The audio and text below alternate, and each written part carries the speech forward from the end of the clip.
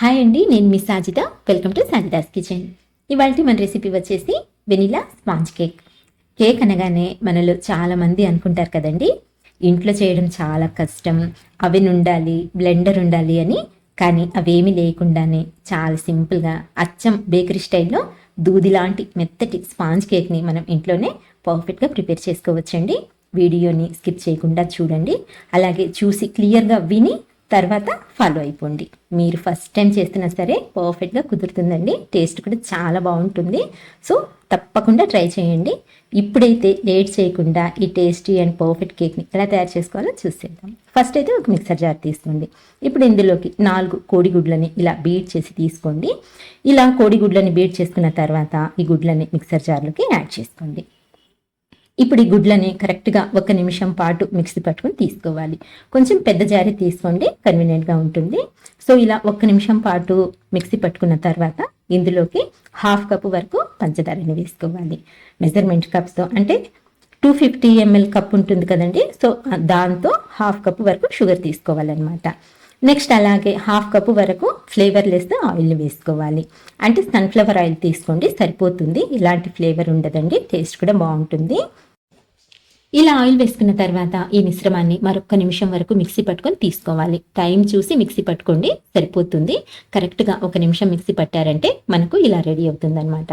So ఇలా mixie పట్టుకున్న తర్వాత ఈ మిక్స్చర్ని వేరొక బౌల్లోకి ట్రాన్స్ఫర్ చేసుకుందాము. ఈ బౌల్ అనేది కూడా కొంచెం పెద్ద బౌల్ తీసుకోండి. ఇలా మొత్తం అంతా వేసుకున్న తర్వాత ఇందులోకి ఒక స్టైనర్ని పెట్టుకొని ఇందులోకి 1 కప్పు వరకు మైదా పిండిని తీసుకోండి. 1 ఫుల్ కప్పు మైదా వేసుకోండి, సరిపోతుంది. నెక్స్ట్ 1 టీ స్పూన్ వరకు బేకింగ్ పౌడర్ అండి, బేకింగ్ సోడా కాదు. సో ఇలా బేకింగ్ పౌడర్ వేసుకున్న తర్వాత వీటిని జల్లించుకొని తీసుకోవాలి. ఎప్పుడైనా సరే మనం కేక్ ప్రిపేర్ చేసేటప్పుడు ఈ పిండి అనేది కంపల్సరీగా జల్లించుకొని తీసుకోవాలండి, గుర్తుపెట్టుకోండి. ఇలా పిండి యాడ్ చేసుకున్న తర్వాత ఈ మిశ్రమంలో ఈ మైదా పిండి బాగా కలిసేలా కలుపుకోవాలి. అండ్ అలాగే దీన్ని ఒకే డైరెక్షన్లో కలుపుకోవాలన్నమాట. ఇక్కడ నేను స్పాచులాతో కలుపుతున్నానండి, మీరు విస్కర్ తీసుకున్నట్లయితే ఇంకా బాగుంటుంది. ఇలా లమ్స్ ఏమీ లేకుండా ఒక 2 నిమిషాల పాటు నీట్గా కలుపుకోవాలన్నమాట. తర్వాత ఇందులోకి చూడండి వెనిలా ఎసెన్స్. ఈ వెనిలా ఎసెన్స్ని ఒక 1/2 టీ స్పూన్ వరకు వేసుకోండి, సరిపోతుంది, ఎక్కువ వేయొద్దు.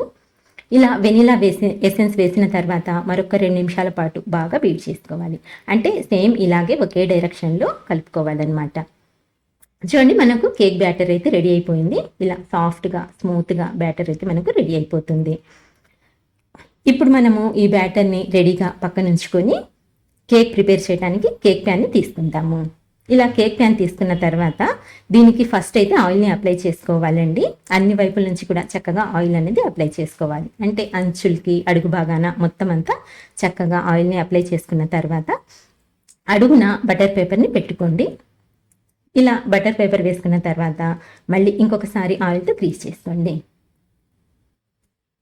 ఇలా ఆయిల్ అంతా అప్లై చేసుకున్న తర్వాత మనం ముందుగా ప్రిపేర్ చేసి పెట్టుకున్న ఈ కేక్ బ్యాటర్ని ఇందులోకి ట్రాన్స్ఫర్ చేసుకోవాలి. మొత్తం అంతా వేసుకొని చక్కగా స్పాచులాతో మొత్తం బ్యాటర్ ఇందులోకి వేసేసుకోండి. ఇలా వేసుకున్న తర్వాత ఒక 4-5 సార్లు ఈ విధంగా ట్యాప్ చేసుకోండి. ఏమైనా ఎయిర్ బబుల్స్ ఉన్నా చక్కగా పోతాయి అన్నమాట. సో ఇలా ప్రిపేర్ చేసుకొని దీన్ని రెడీగా పక్కన ఉంచుకొని ఇప్పుడైతే స్టవ్ ఆన్ చేసుకుందాము. స్టవ్ ఆన్ చేసి ఒక కుక్కర్ని పెట్టుకొని ఇందులోకి స్టీల్ స్టాండ్ని పెట్టుకోండి. తర్వాత ఒక అల్యూమినియం ప్లేట్ని తీసుకొని ఇందులోకి ఇలా ఉల్టాగా బోర్లించుకోండి. ఇప్పుడు దీనిపైన మనం ప్రిపేర్ చేసి పెట్టుకున్న ఈ కేక్ ప్యాన్ని పెట్టుకోవాలి. కొంచెం జాగ్రత్తగా పెట్టుకొని అన్ని వైపుల నుంచి ఈవెన్గా సెట్ చేసుకోండి. అంటే ఒకవైపు ఎత్తుగా ఇంకొక వైపు లోతుగా అలా ఏం కాకుండా ఈవెన్గా సెట్ అయ్యేలా చూసుకోండి. నెక్స్ట్ కుక్కర్ మూతకి గ్యాస్ కట్ని తీసేసి మూత పెట్టేయండి. ఇలా మూత పెట్టిన తర్వాత ఇప్పుడు స్టవ్ ఆన్ చేసుకొని లో ఫ్లేమ్ మీద కరెక్ట్గా 45 నిమిషాల పాటు ఈ కేక్ని బేక్ చేసుకుంటే సరిపోతుంది. నేనైతే ముందుగా ప్రీహీట్ కూడా ఏమీ చేసుకోలేదండి. ఇలా 45 నిమిషాల పాటు బేక్ చేసుకున్న తర్వాత మూత తీసి చూపిస్తున్నాను చూడండి. ఇక్కడ చూస్తున్నారు కదండి, కేక్ అయితే పర్ఫెక్ట్గా బేక్ అయిపోయింది. ఒకసారి చెక్ చేసుకుందాము. ఇలా చాకుతో గుచ్చి తీసినప్పుడు చాకుకి ఏమాత్రం బ్యాటర్ అంటుకోకుండా ఇలా నీట్గా వచ్చేసినట్లయితే మనకు కేక్ అనేది 100% పర్ఫెక్ట్గా బేక్ అయిపోయినట్టేనండి.